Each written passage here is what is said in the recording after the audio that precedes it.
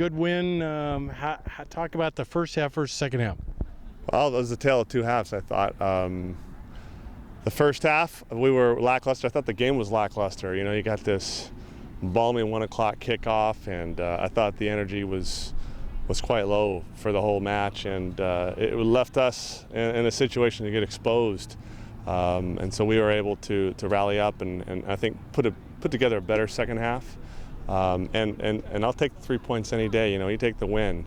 But we're going to really focus on the performance, because I think that when it's all said and done, we watch the video, the performance is going to be something that's going to be below the standard we're looking for. And so having said that, you know, I guess if you're not playing as well as you should and you're winning 3-0, that's not a bad problem.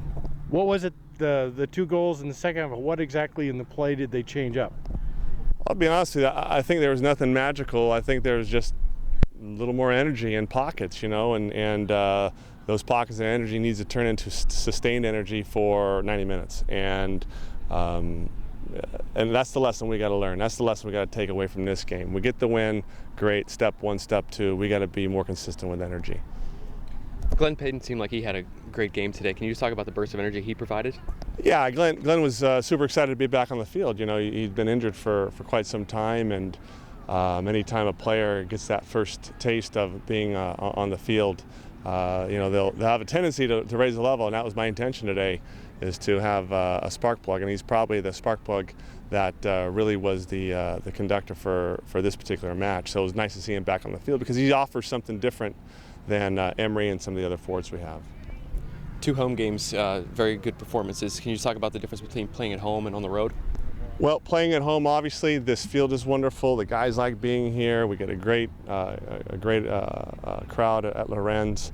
But to be honest with you, playing on the road last weekend was a very good test for us. I think that being on the road was not the factor in our performance.